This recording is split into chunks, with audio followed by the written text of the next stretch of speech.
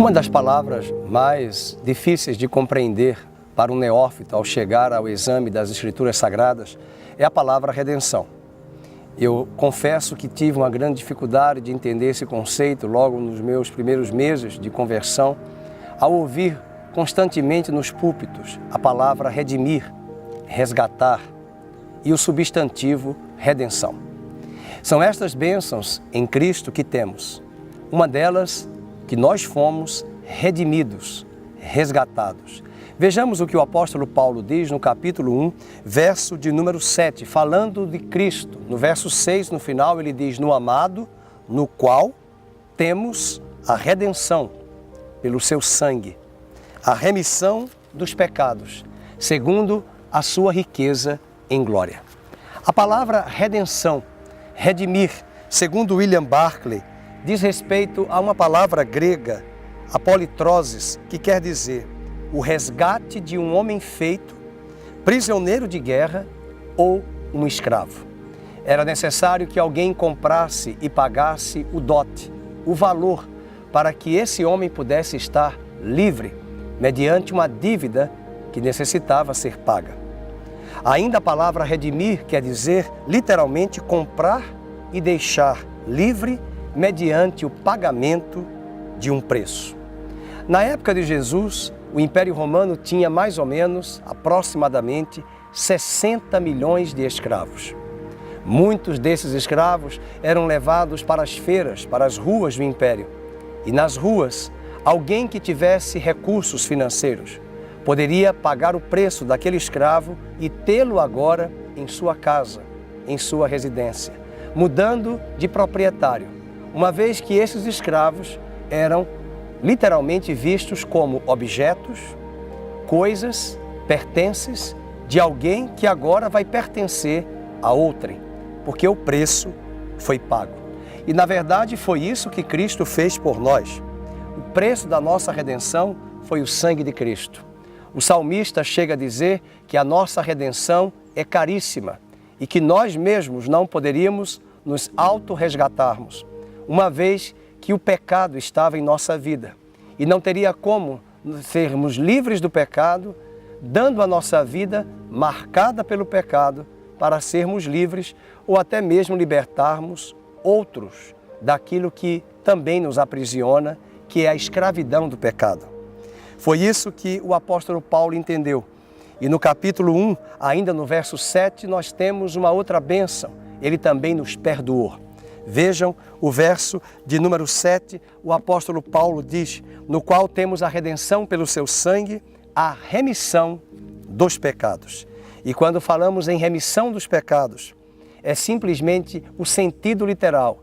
Ele levou os nossos pecados, é levar embora, é apagar, é esquecer, como diz o profeta Miqueias, que Deus lançaria os nossos pecados nas profundezas do mar. Nós fomos perdoados e esse perdão era imerecido, um perdão que não poderia ser outorgado a qualquer um de nós, mas porque Ele nos amou, enviou o Seu Filho para nos resgatar, para nos libertar e nos perdoou os pecados a fim de que pudéssemos fazer parte hoje da família de Deus. Mas eu quero finalizar a nossa reflexão nesse tempo compartilhando mais uma bênção. No mesmo apóstolo Paulo falando sobre o verso de número 9, desvendando-nos, Cristo, desvendando para mim, para você, o mistério da sua vontade. Eu pergunto, você conhece a vontade de Deus? Você conhece o propósito de Deus para o qual Ele criou você e a minha pessoa? Desafio o seu coração a pensar sobre isso. Paulo diz que em Cristo nós vamos encontrar prudência, sabedoria, discernimento e compreensão do propósito de Deus para cada um de nós. Veja a palavra quando o apóstolo afirma: desvendando-nos o mistério da sua vontade, segundo o seu beneplácito que propusera em Cristo, revelando a sua vontade. Como é importante conhecermos nesse terceiro ponto a nossa vocação para a qual Deus nos criou. A vontade de Deus será revelada em nossa vida em Cristo Jesus. Em Cristo, o apóstolo Paulo diz que essa vontade será revelada em toda a sabedoria. E sabedoria, a palavra grega sofia, quer dizer olhar as coisas como de fato elas são. Ter uma cosmovisão, ter uma compreensão ampla, uma compreensão objetiva, específica, acerca do plano e do propósito de Deus para a sua igreja, para a sua vida pessoal e coletiva como corpo de Cristo. E também em prudência, buscando fazer as coisas com afinco, com zelo e com convicção. Não de uma forma aleatória, não de uma forma sem parâmetros, sem balizas, mas o nosso parâmetro, a nossa medida, o nosso padrão, Cristo, que vai nos revelar, através dele, a vontade de Deus, que Deus mesmo propôs nele, a fim de que pudéssemos ter todas as coisas no céu e na terra convergidas para Cristo Jesus. Versículo 9 diz, desvendando-nos o mistério da sua vontade, segundo o seu beneplácito que propusera em Cristo. Você conhece a vontade de Deus para a sua vida?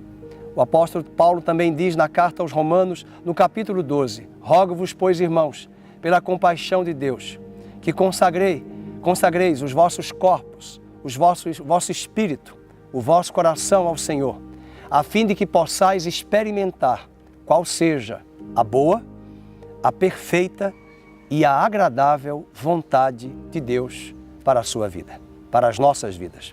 Esse é o desejo do meu coração como pastor, como igreja.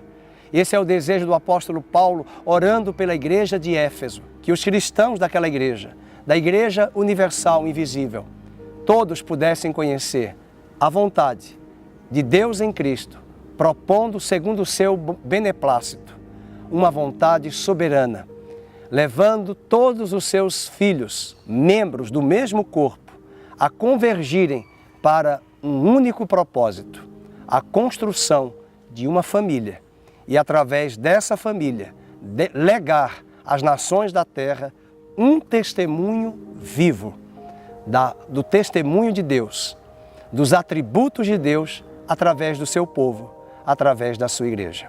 Não se esqueça, em Cristo nós fomos redimidos, em Cristo nós fomos perdoados, em Cristo nós temos a revelação da vontade perfeita de Deus para as nossas vidas. Deus abençoe, continue conosco em nossa série de estudos, examinando as Escrituras. Estamos em Efésios capítulo 1, avançando capítulo e versículo, nessa carta que nos desafia como estudantes da Palavra de Deus. Até breve.